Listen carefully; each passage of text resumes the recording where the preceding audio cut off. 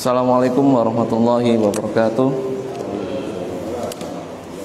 Innal hamdalillah nahmaduhu wa nasta'inuhu wa nastaghfiruh wa na'udzu billahi min shururi anfusina wa min sayyiati a'malina. May yahdihillahu fala mudilla lahu wa may yudlilhu fala hadiya lahu. Asyhadu an la ilaha illallah wahdahu la syarika lahu wa asyhadu anna Muhammadan abduhu wa rasuluhu la nabiyya wa la rasula ba'dahu. Allahumma sholli ala sayyidina Muhammad wa ala alihi wa sahbihi wa man sara ila yaumiddin. Para jamaah salat subuh Masjid An-Nur yang semoga dirahmati Allah. Segala puji bagi Allah Jalla wa Ala yang atas rahmatnya kita bisa berkumpul di sini, salat subuh berjamaah di sini dalam keadaan sehat walafiat.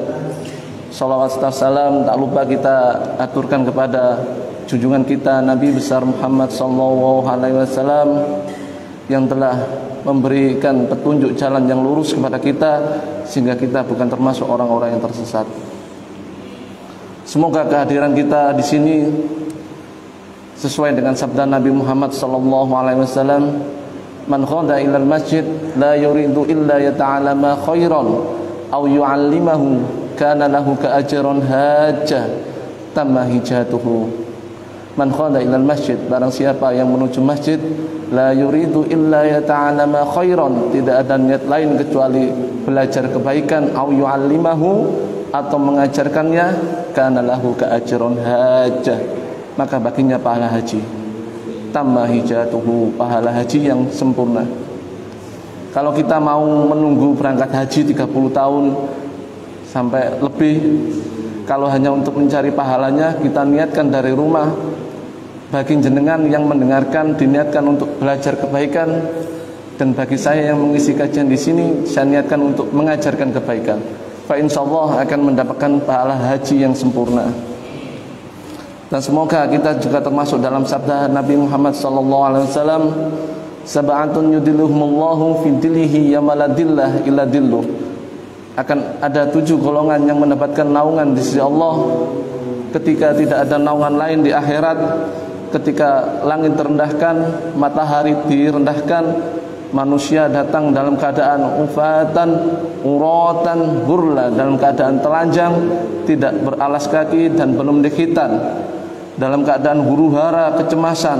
Akan ada 7 golongan yang mendapatkan naungan di sisi Allah Subhanahu wa taala. Salah satunya adalah warajulun qalbuhu mu'allaqun fil masajid, seseorang yang hatinya terkait di masjid. Semoga dengan kita berjamaah di sini, mengadakan kegiatan di sini, itu menunjukkan bahwa hati kita terkait di masjid.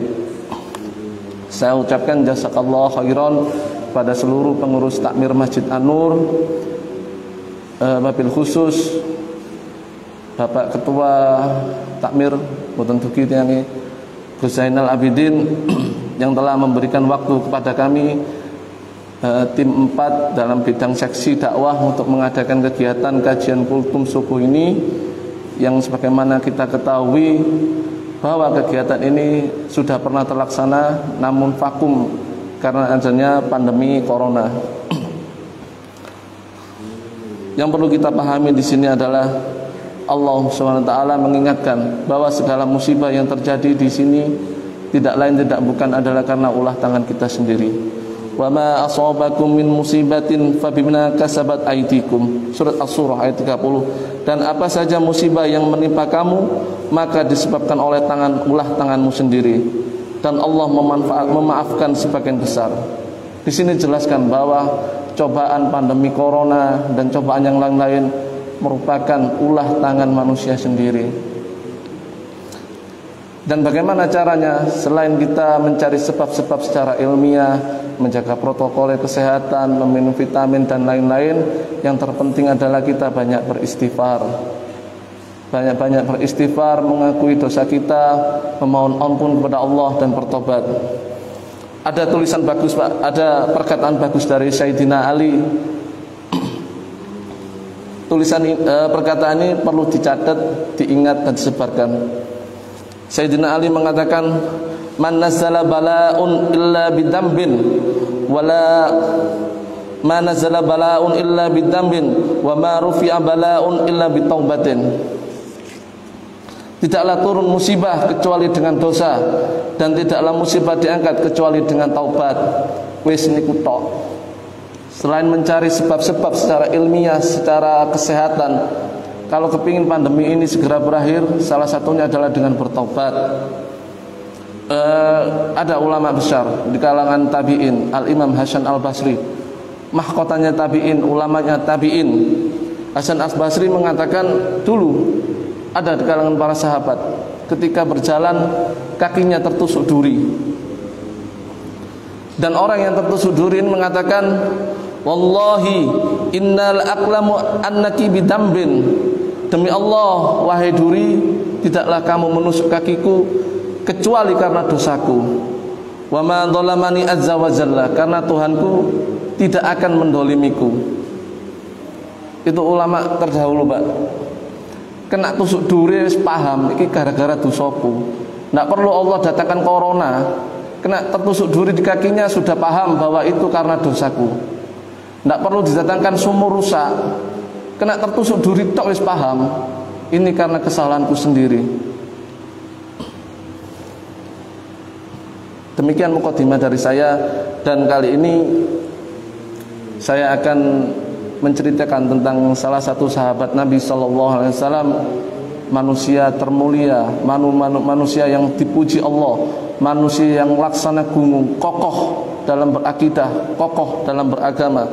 Sampai-sampai Allah memuji para sahabat Nabi di dalam surat Ali Imran ayat 110. Kuntum khairan ummat ukhrijal linnas. Kalian adalah umat yang terbaik yang pernah dilahirkan untuk manusia. Para sahabat ini istimewa, Pak. Sampai istimewanya Allah langsung memuji dengan menurunkan ayat Al-Quran. Bahkan Rasulullah SAW juga bersabda, khairun nasi qarni summal ladina yalawnahum summal ladina yalawnahum. Khairun nasi qarni, sebaik-baik manusia adalah yang sezaman denganku. Yang sezaman dengan Nabi sinten, Pak? Saya bertanya ini bukan bertanya, tapi biar ada interaksi dengan jamaah, biar fokus dan tidak ngantuk. Jadi yang sezaman dengan Nabi ini adalah para sahabat. Summal ladina yalawnahum, kemudian generasi berikutnya. Summal ladina yalawnahum, kemudian generasi berikutnya. Maka sangat perlu bagi kita untuk menteladani para sahabat. Menteladani dalam apa? Dalam beragamanya, dalam berakidahnya. Orang-orang yang sudah diridhoi Allah, orang-orang yang sudah banyak dijamin masuk surga oleh Allah. Allah berfirman dalam surat At-Taubah ayat 100, was-sabiqunal awwalun minal muhajirin wal ansor wattaba'uhum bi ihsan radhiyallahu anhum wa radu'an. Was-sabiqunal awwalun minal muhajirin wal ansor, dan orang-orang yang terdahulu masuk Islam dari kalangan muhajirin dan dari kalangan ansor. Walladzina taba'ahum bi ihsan, dan orang-orang yang mengikuti mereka dengan baik. Radhiyallahu anhum wa radu'an, Allah ridha kepada mereka dan mereka pun ridha kepada Allah. Kalau kita melihat surat At-Taubah ayat 100 ini, kalau kita ingin menjadi orang yang diridhai Allah, kita harus menjadi 3 bagian ini. Yang pertama, orang-orang yang terdahulu masuk Islam dari kalangan muhajirin. Kalau kita ingin diridhai Allah, kita harus bisa menjadi kaum muhajirin. Tapi sayangnya periodenya sudah habis. Kita sudah tidak bisa menjadi kaum muhajirin. Yang kedua, menjadi kaum ansor, orang yang menyambut Nabi ketika hijrah. Tapi sayangnya periodenya juga sudah berakhir. Tinggal satu pilihan kita, walladzina taba'um bi ihsan, dan mereka yang mengikutinya dengan baik. Kesempatan ini masih terbuka untuk kita agar apa? Radhiyallahu anhum wa radu'an, agar Allah ridha kepada kita dan kita pun ridha kepada Allah. Kali ini kita akan membahas seorang sahabat Nabi yang dulunya agamanya Yahudi. Kalau sahabat Nabi yang lain, Sayyidina Abu Bakar, Sayyidina Umar, Sayyidina Ali, mungkin sudah banyak yang tahu. Tapi kalau sahabat Nabi yang dulunya dari kalangan Yahudi, sangat jarang sekali yang tahu. Di zaman Nabi tidak sampai 10 orang tidak habis, Pak. 10 jari tidak habis buat ngitung orang-orang Yahudi yang masuk Islam. Karena orang Yahudi ibaratnya pengku, sombong. Dia orang-orang yang berilmu tapi tidak mau menggunakan ilmunya. Saya nukilkan ini dalam kitab As-Sahabah karya Syekh Abu Islam Shalih bin Toha Abdul Wahid rahimahullah rahmatan wasi'atan, dan saya nukilkan dari kitab Sahih Ibnu Hibban tentang kisah masuknya sahabat Nabi yang dari golongan Yahudi. Kinten-kinten sinten iki, Pak? Insyaallah jenengan pun semerap tapi ngantuk atau jawab para sarasnya. Sahabat ini adalah Abdullah ibn Salam. Abdullah bin Salam. Qala mu'allif, berkata pengarang kitab, huwa Abdullah ibn Salam. Beliau adalah Abdullah bin Salam. Alladzi kana Yahudiyan. Dia dulu agamanya Yahudi. Fa aslam, kemudian masuk Islam. Ketika Nabi Muhammad hijrah dari Mekah ke Madinah, Abdullah bin Salam masuk Islam. Lho menawi jenengan bingung lho, di Madinah kok akeh wong Yahudi. Ngeten ceritane. Ini agak-agak diperluas biar kita sama-sama murojaah, jenengan yang sudah pernah tahu biar tambah tahu dan tidak sampai hilang ingatannya. Dulu terjadi prahara, huru-hara. Orang Yahudi kan Bani Israel, hidupnya di negeri Syam. Di negeri Syam terdapat huru-hara dengan bangsa Romawi. Akhirnya kaum Yahudi tercecer, lontang-lantung, bingung tidak punya negara. Akhirnya sebagian besar dari mereka hijrah ke Madinah. Kenapa kok orang Yahudi hijrah ke Madinah? Karena sebenarnya orang Yahudi ini berilmu. Mereka membaca Taurat. Di Taurat yang asli disebutkan bahwa akan muncul Nabi akhir zaman di tempat yang banyak kurmanya. Mereka paham dengan Taurat. Mereka meyakini bahwa akan ada Nabi akhir zaman yang muncul di tempat yang banyak kurmanya, yaitu negeri Yasrib atau Madinah zaman sekarang. Orang-orang Yahudi paham, makanya mereka ramai-ramai berhijrah ke Madinah. Karena mereka berideologi, beranggapan, meyakini bahwa dari keturunan mereka akan lahir Nabi akhir zaman.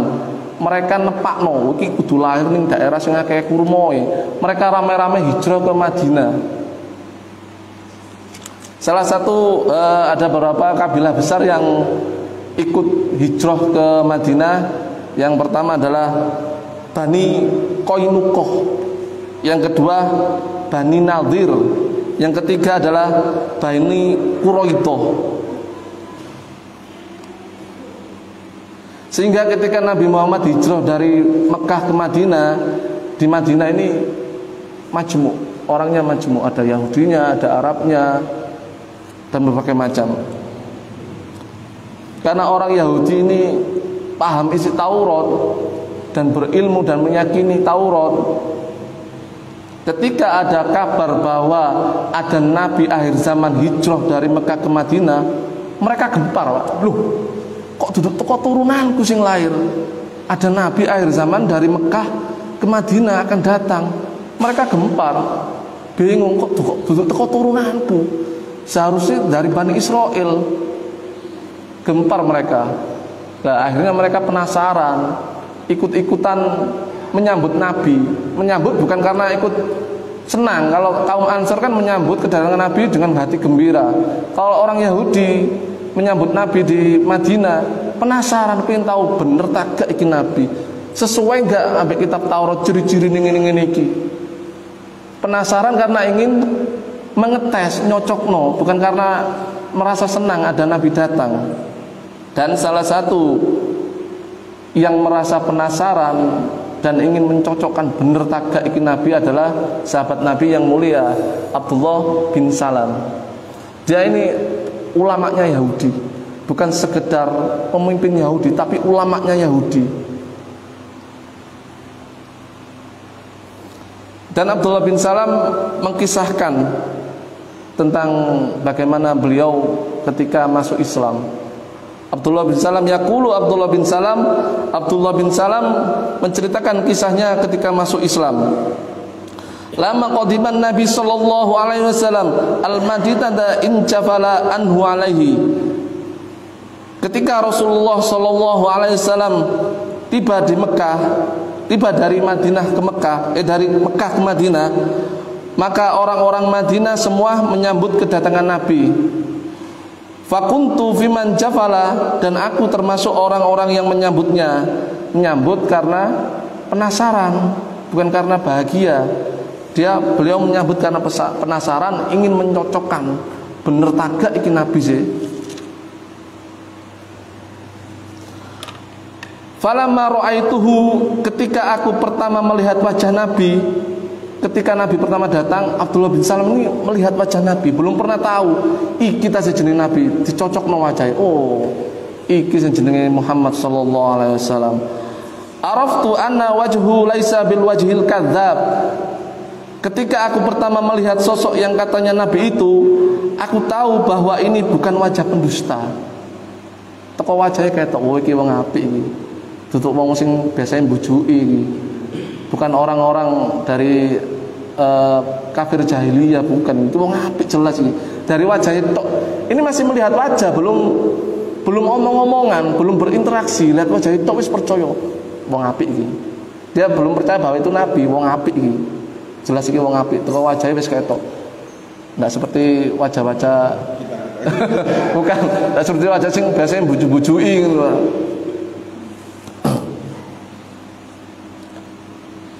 Fakana awal syai'in sami'tuhu, ketika awal aku datang ke orang yang katanya Nabi itu, aku melihat wajahnya dan mendengar pertama perkataannya. Setelah melihat wajah, Rasulullah ini berkata kepada para sahabatnya, dan perkataan itu menjadi perkataan pertama yang didengar Abdullah bin Salam. Rasulullah SAW mengatakan kepada sahabatnya, ya ayyuhan nas, usfus salam wa at'imut ta'am wasilul arham wa sallu billaili wasalasun niyam tadkhulul jannata bis salam. Dari segi tata bahasanya apik, Pak. Jenengan rumah amal nggih. Ya ayyuhan nas, usfus salam wa at'imut ta'am wasilul arham wa sallu billaili wasalasun niyam tadkhulul jannata bis salam. Tata bahasanya bagus. Makanya Abdul bin Salam langsung mancep dengan wong apik iki. Duduk ngawur iki. Makanya langsung mancep di hati ini bahwa ini orang bagus. Ya ayuhan nas, ufus salam, wahai manusia, tebarkan salam, tebarkan kebaikan, keselamatan. Wa aditmu ta'am, berikanlah makanan, berikanlah sedekah makanan. Wasilul arham, sambung tali kekerabatan, tali silaturahim.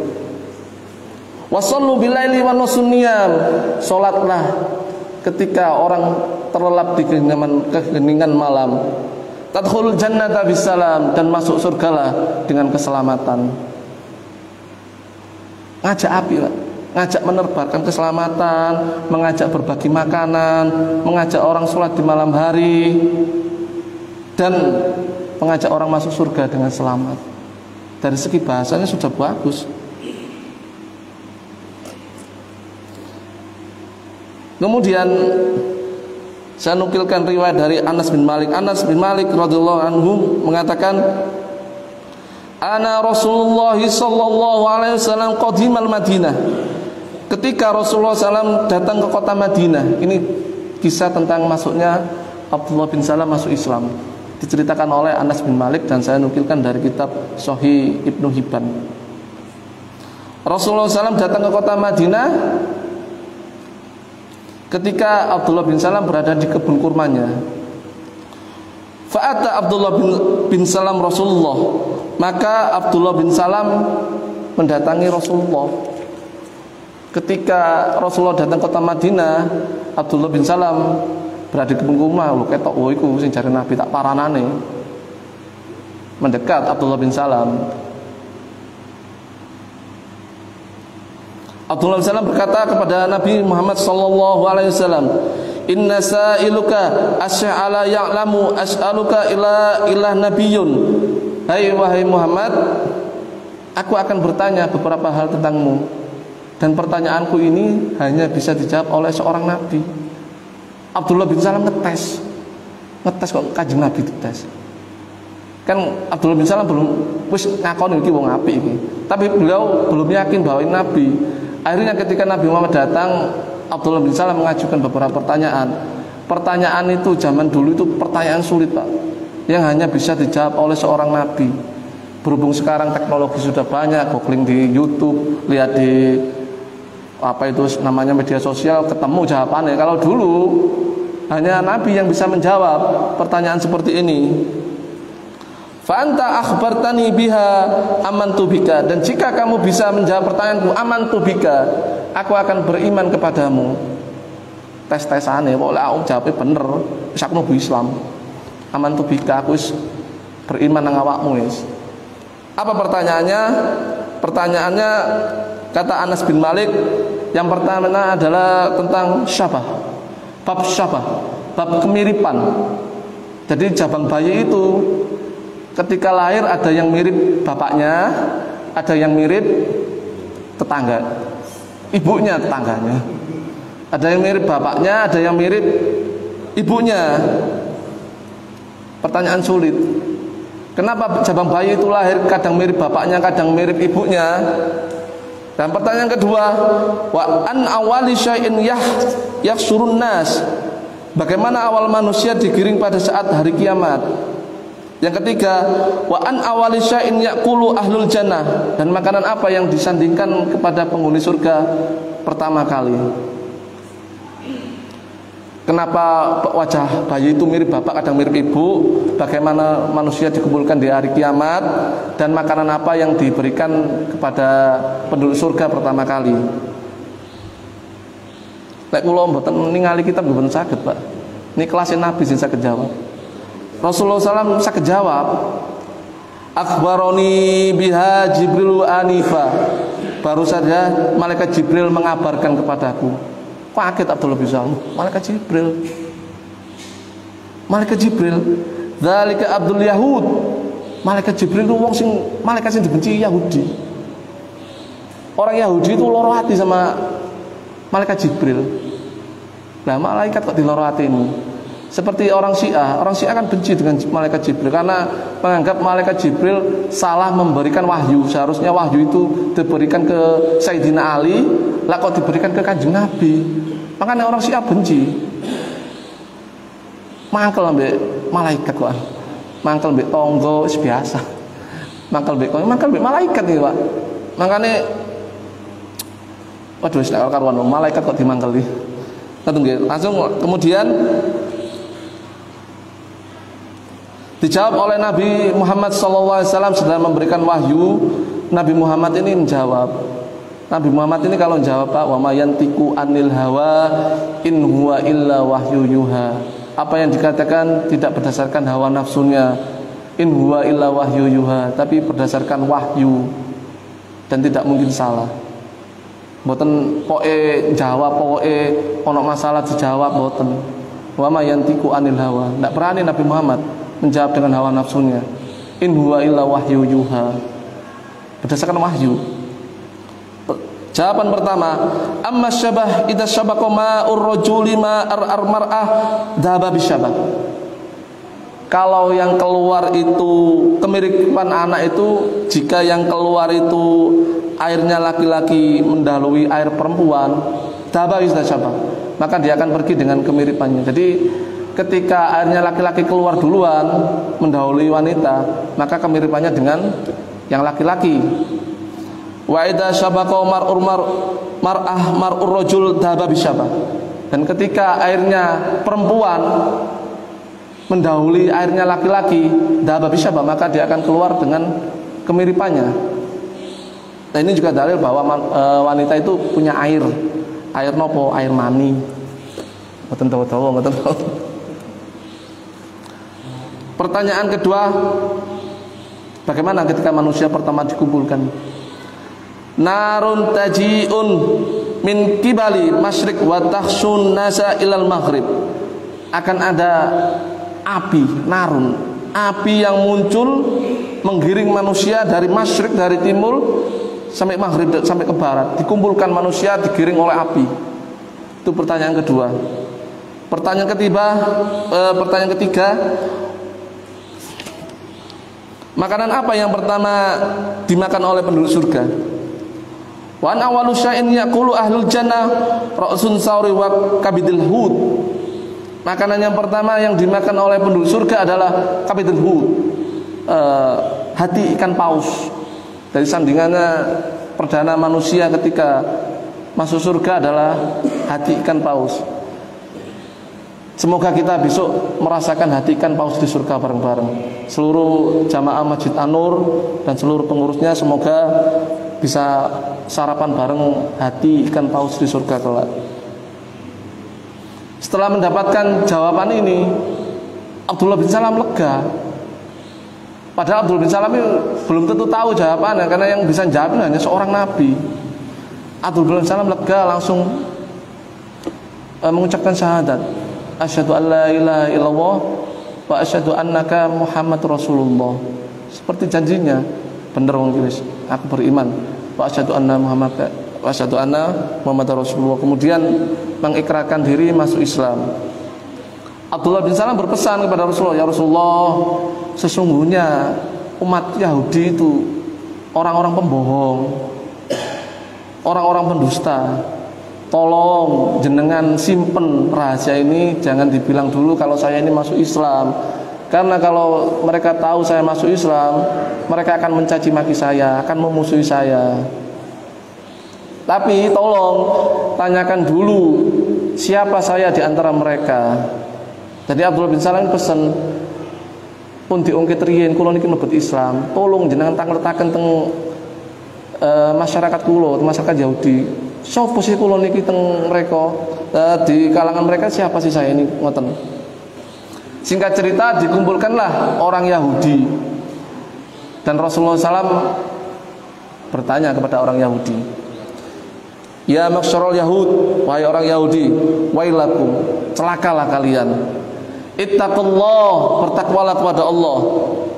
Wallahi innakum la'talamuna anna Rasulullah. Demi Allah, sesungguhnya kalian itu tahu bahwa aku ini Rasul, bahwa aku ini Nabi Muhammad akhir zaman. Nabi Muhammad mengatakan bahwa mereka ini tahu. Kinten-kinten Nabi Muhammad bujukin apa mboten? Mboten, jelas mereka tahu. Karena Yahudi orangnya sombong, orangnya pendusta. Mereka mengingkari, tidak mau. Nabi Muhammad itu turunannya Ismail, awak dhewe turunannya Yakub, derajatnya itu Yakub ta, Bani Israil. Kan ngoten. Kan tidak mau beriman kepada Nabi karena Nabi Muhammad turunannya Ismail. Dan menganggap derajatnya, nasabnya Yakub, Nabi Israil, Nabi Yakub, Nabi Israil ini. Derajatnya, nasabnya lebih tinggi. Tidak mau mereka beriman.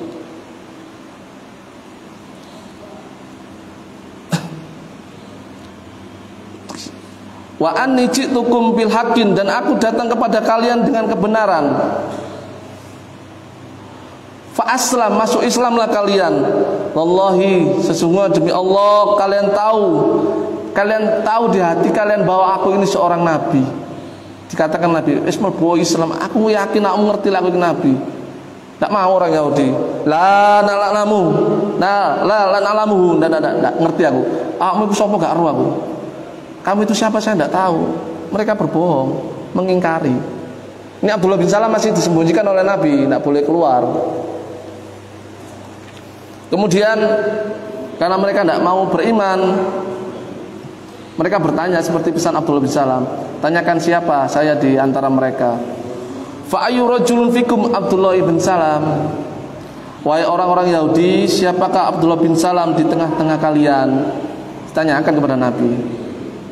Mereka menjawab, huwa khairuna ibni khairina. Dia adalah orang baik di antara kami dan dari anak orang terbaik di antara kami. Sayyiduna ibn sayyidina. Dia adalah sayyid kami, anak dari sayyid kami. Alimuna wa ibni alimina. Dia adalah orang yang paling berilmu di antara kami dan dari anak orang yang paling berilmu di antara kami. Orang yang terbaik anak itu kau sing wong api anaknya wong api. Abdullah bin Salam kedudukannya di orang Yahudi seperti ini. Tidak hanya Abdullah bin Salam yang dipuji, tapi bapak-bapaknya dipuji. Wong api anaknya wong api.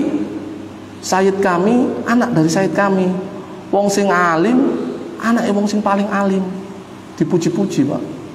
Karena mereka belum tahu kalau Abdullah bin Salam masuk Islam. Setelah itu Rasulullah SAW mengatakan, afara'aitum in aslam. Bagaimana pendapat kalian jika Abdullah bin Salam masuk Islam? Kaget orang Yahudi. Kok Abdullah bin Salam masuk Islam? Orang yang Yahudi mengatakan, hasyalillah, semoga dilindungi dari masuk Islam. Dungane loh, semoga dilindungi dari masuk Islam. Tadi Abdullah bin Salam didoakan, mantap muka tidak sampai masuk Islam oleh orang Yahudi. Nabi Muhammad kemudian mengeluarkan Abdullah bin Salam. Ukhruj ya Abdullah, keluar. Abdullah bin Salam keluar dan ditemukan dengan kaumnya. Kaget kaumnya. Abdullah bin Salam langsung memberikan kata, menceramai para kaumnya. Wahai kaumku, ittaqullah, bertakwalah kepada Allah. Wallahi demi Allah, kalian itu tahu bahwa dia ini adalah seorang nabi. Berimanlah kepada dia. Dikatakan seperti ini, Pak. Yang awalnya dipuji-puji setinggi langit, seperti perkataan Abdullah bin Salam, kalau mereka tahu aku masuk Islam, mereka akan mencaciku dan akan membenciku. Temenan. Setelah dipuji-puji, langsung dikata-katai sejelek-jeleknya kata, syarruna wa bni syarrina, wong bejat aneh wong bejat. Jahiluna wa bni jahilina, wong bodoh aneh wong paling bodoh. Yang awalnya diapi-api no, langsung dindekno. Iki wong bodoh, nek wong bodoh wis didongakno aja sampai mlebu Islam kok malah mlebu Islam.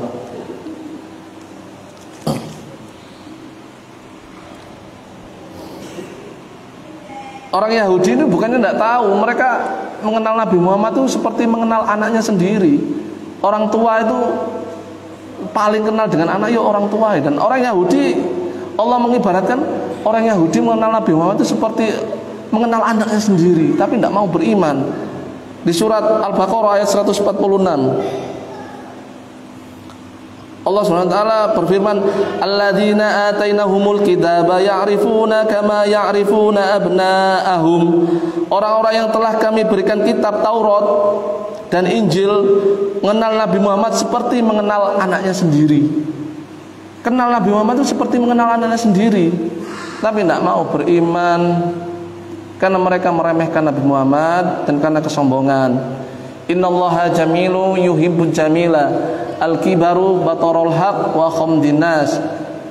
Allah itu indah dan menyukai keindahan. Al-kibaru kesombongan, batarul haq menolak kebenaran, wa khamdin nas dan meremehkan orang lain. Mereka tidak mau, wis ketok-ketok bener, tidak mau ditolak dan meremehkan orang lain, meremehkan ku nasabe kok Ismail kok kon beriman ya apa. Tidak mau mereka. Seperti mertuanya Nabi Muhammad SAW. Rasulullah SAW mempunyai mertua dari kalangan Yahudi. Jadi ketika perang Khaybar itu ada tawan perang yang bernama Sofia. Sofia ini ditawan oleh orang Muslim, kemudian ditawari oleh Nabi. Kamu masuk Islam, kemudian saya nikahi, atau kamu saya merdekakan, kemudian kembali ke kaummu. Nawan ini api, Pak. Mlebu Islam, saya nikahi, atau saya merdekakan, kemudian kembali ke kaummu. Tidak ditawani, tidak mlebu Islam, tak pateni, mboten. Islam rahmatan lil alamin. Jadi lek sampean mlebu Islam ndak apa-apa, saya nikahi. Lek sampean tak merdekano, gak apa-apa, balik nang kaummu. Sofia bin Huyai bin Akhtab ini memilih untuk masuk Islam dan dinikahi Nabi dan akhirnya menjadi istri Nabi. Nah, bapaknya ini, Pak, tokohnya Yahudi juga dari Bani Nadir. Tokohnya dari Bani Nadir tidak mau beriman. Ketika Rasulullah datang di kota Madinah, temannya ngomong, bener tak ini Nabi? Bener ini Nabi, aku percaya ini Nabi. Kepercayaanku bahwa ia ini Nabi lebih percaya daripada ia ini anakku. ada anaknya. Aku percaya iki nabi, luwih percaya timbang kepercayaanku iki anakku dhewe. Iki nabi bener aku percaya, iki anakku yo mbo, aku percaya iki anakku, tapi masih lebih percaya bahwa ini nabi. Perbandingannya seperti itu. Dan tidak menjadi jaminan. Mau tuanya nabi nih, Pak. Mantune nabi nih, duduk mantune lurah, duduk mantune RT, mantune nabi. Mertuanya tidak mau beriman karena kesombongannya orang-orang Yahudi menerima kebenaran.